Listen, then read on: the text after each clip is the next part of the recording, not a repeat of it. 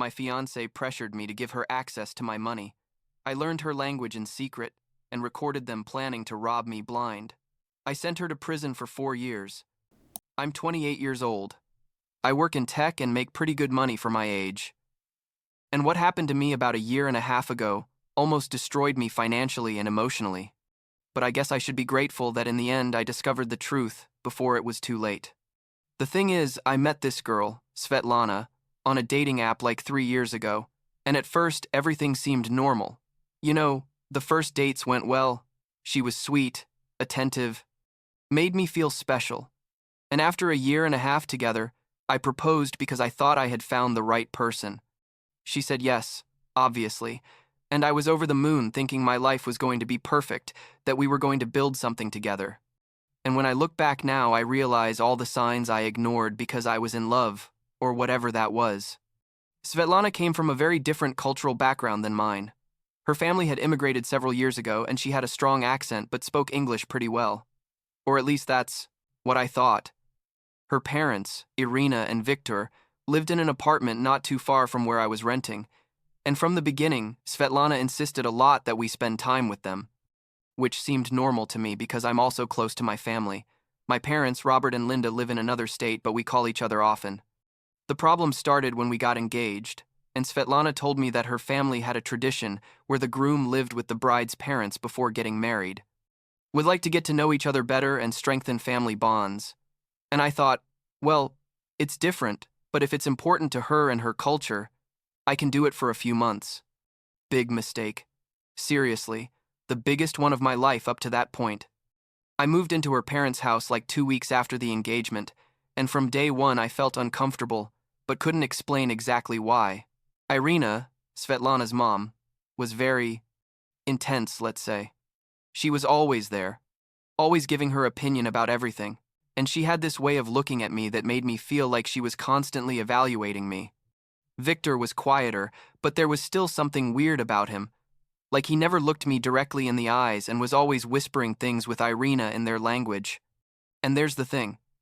They spoke in their native language all the time, literally all the time, even when I was in the same room, and when I asked what they were saying, Svetlana would just laugh and say, family stuff, nothing important, don't worry.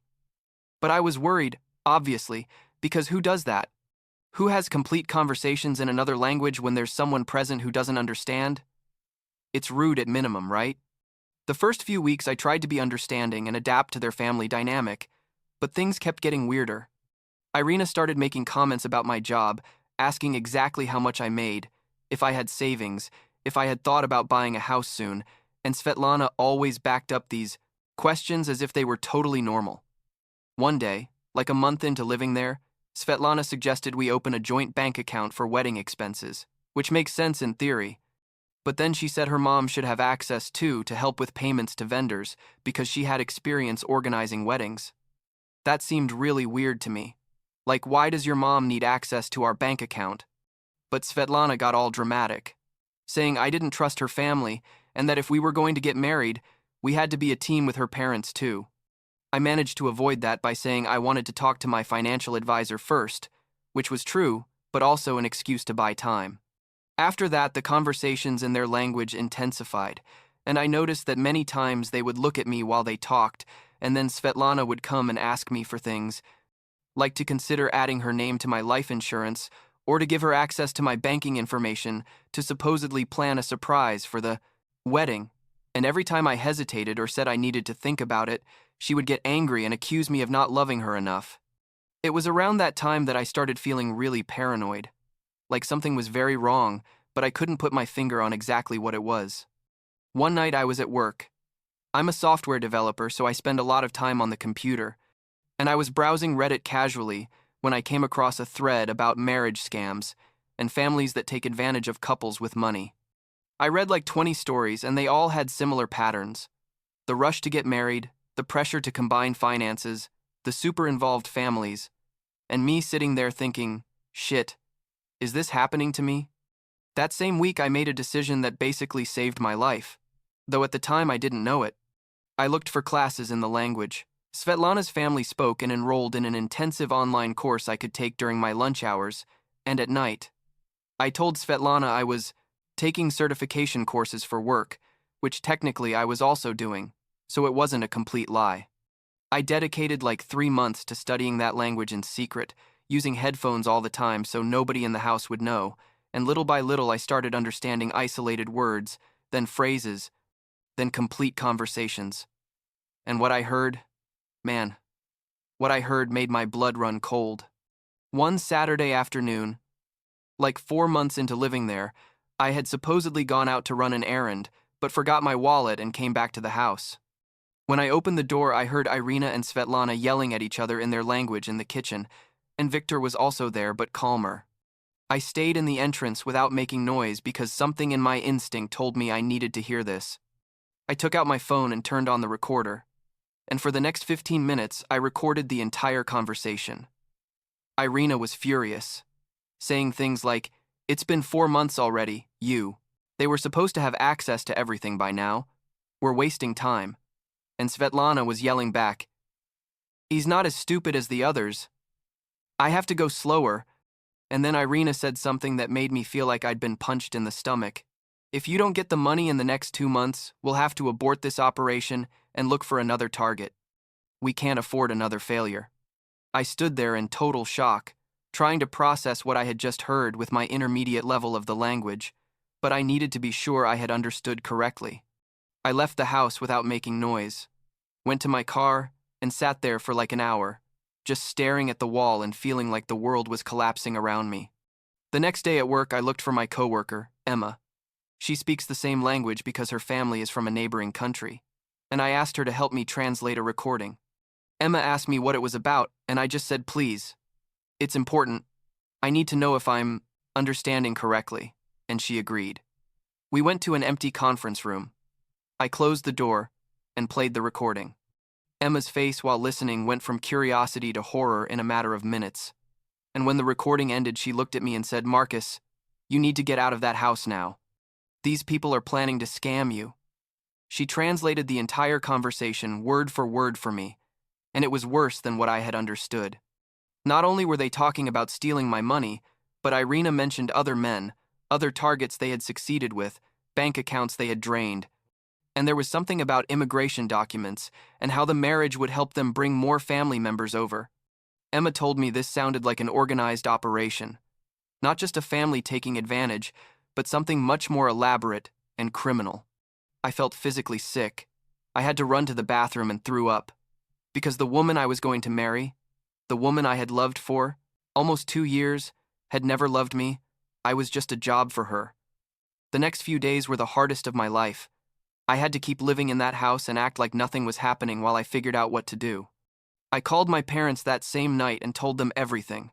My dad, Robert, is a lawyer, so he has contacts, and he told me the first thing was to gather all the evidence possible before making any move. I started recording conversations whenever I could, took photos of documents I found on Victor's desk when nobody was around, things that looked like records of other people with dates and amounts of money. I discovered a notebook where Irina had written notes about me. Things like 28 years old, annual income, approximately 95K, no debts, financially stable parents, possible future inheritance, and there were similar notes about at least 6 other men with dates ranging from 3 years ago to the present. Emma helped me translate all the documents I was able to photograph, and what we discovered was chilling. This family had been doing this for years. They had a complete system where Svetlana and apparently a cousin who lived in another state would pose as women looking for love, get engaged to men who had specific financial profiles, and then use the family and cultural dynamic to manipulate them and eventually gain access to their bank accounts. Some men had lost thousands of dollars. One lost like 50,000, and when the men realized or started to resist, the family would simply disappear and start again in another city with new identities. Emma convinced me to go to the police with all this evidence, and I was terrified because technically I was still living with them and didn't know how they would react if they found out. My dad coordinated everything with an officer named Frank, who worked in financial fraud, and we planned my escape from that house for a Friday afternoon when Svetlana and her family were going to be at a cousin's wedding. My parents drove like 6 hours to come help me. We rented a truck, and in 3 hours, we got all my stuff out of the house. while Frank and another officer searched the property with a search warrant they had gotten based on my evidence. They found more documents, more notebooks with victim information, and computers full of files about different men. When Svetlana and her family returned from the wedding, the police were waiting for them. The legal process that followed was exhausting and took almost a full year, but Frank and his team did an incredible job. They tracked down previous victims, some of whom hadn't even reported the scam because they felt embarrassed, and built a massive case against the entire family. It turned out Victor had a criminal record in his country of origin for fraud, and Irina had been involved in similar schemes before emigrating. Svetlana was technically a victim too, according to her defense, because she had been raised in this criminal life since she was a teenager. But the prosecutor argued that she was an active and conscious participant as an adult. The cousin in the other state was also arrested, and they discovered there were at least 2 other extended family members involved in different states. The trial was surreal. I had to testify and see Svetlana sitting there, looking at me with this expression I still can't decipher. Like she was angry that I had discovered her, but also like, how dare you ruin our plan? The defense lawyers tried to make me look paranoid, asking if it wasn't possible that I had misinterpreted cultural conversations or different family dynamics, but the evidence was too clear. The documents, the recordings translated by professional experts, the testimonies from other victims, everything painted an undeniable picture of an organized criminal operation. In the end, Irina received 8 years in prison, Victor 6 years, and Svetlana 4 years, all with guaranteed deportation after serving their sentences. The cousin received 3 years and also deportation. It's been like 8 months since the trial ended, and I'm still processing everything. I moved to a new apartment in a different part of the city, changed my phone number, and basically had to rebuild my life from scratch.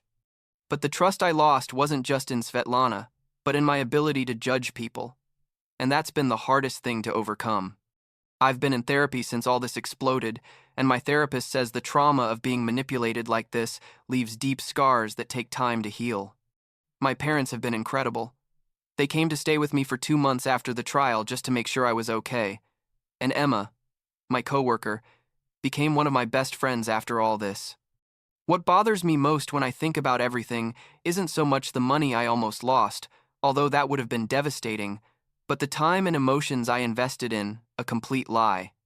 2 years of my life, believing I was building a future with someone who loved me, when in reality it was just a job for her, a target to complete. Sometimes I wonder if there was anything real at any point, if the laughs we shared or the conversations we had meant anything to her. But then I remember the recordings and the documents and I know that everything was calculated from the beginning. She chose me because I fit her ideal victim profile, and that hurts more than anything else. I've learned to see the red flags I ignored, and when I explain them to my friends now, they sound so obvious that I can't believe I didn't see them before. The rush to get engaged, the insistence on involving the family in everything, the constant questions about money disguised as future planning, the subtle isolation from my own friends and family, the conversations in another language deliberately excluding me. It was all there, but I was so in love or so manipulated that I didn't see it. Frank told me this is common in these types of scams, that the perpetrators are experts at reading people and giving them exactly what they need emotionally to lower their defenses. I was a lonely guy who worked a lot and wanted to start a family, and Svetlana gave me that vision until she was ready to take everything from me. Last week, one of the other men who was a victim of the family contacted me through the prosecutor. He wanted to know how I had managed to get out before losing everything. We talked on the phone for almost 2 hours, and hearing his story was like hearing an echo of mine with small variations. He wasn't so lucky. He lost almost $40,000 before realizing, and the guilt and shame he felt were palpable even through the phone. I told him what my therapist has repeated to me 1,000 times, that victims of manipulation don't have to feel stupid, that these people dedicate their lives to perfecting these techniques, but I know he needs time to get to that point of acceptance, just like I'm still getting there. I'm dating again now, but very cautiously, and probably more cautious than I should be because I don't want to repeat this nightmare. Every time I meet someone new, my brain goes into detective mode, looking for inconsistencies, red flags, anything that suggests they're not who they say they are. My friends tell me to relax, that not everyone is a scammer, but it's hard when you've lived what I lived. The good news is that, financially, I came out relatively well. I only lost like $3,000 on the engagement ring and some wedding expenses we had already paid. Nothing compared to what it would have been if I had married her and given her access to everything. I also recovered my life, my independence, and the opportunity to find something real someday, although now that scares me more than gives me hope. My mom told me a few days ago that the fact that I discovered the truth in time shows that I have good instincts deep down, that I just needed to learn to trust them more. I want to believe that. I want to believe I'm not going to be a victim of manipulation again. But the reality is that these last months have taught me that nobody is completely safe from being deceived by someone who really dedicates time and effort to doing it. The only thing I can do is be more alert, trust my instincts when something feels wrong, and not be afraid to ask the difficult questions, even if they make the other person uncomfortable. If someone really loves you, they're not going to be offended because you want to protect yourself. And if they get offended, that's a red flag in itself. I guess in the end I came out of this wiser but also more damaged, and I'm not sure if that's a positive or negative balance yet. What I do know is that the next time someone asks me for access to my financial information or pressures me to make quick decisions about the future, I'm going to remember Svetlana and her family, and I'm going to say no without guilt. And if that means I stay alone for a while as I heal, that's okay. It's better to be alone than to be with someone who sees your heart and your wallet as the same thing.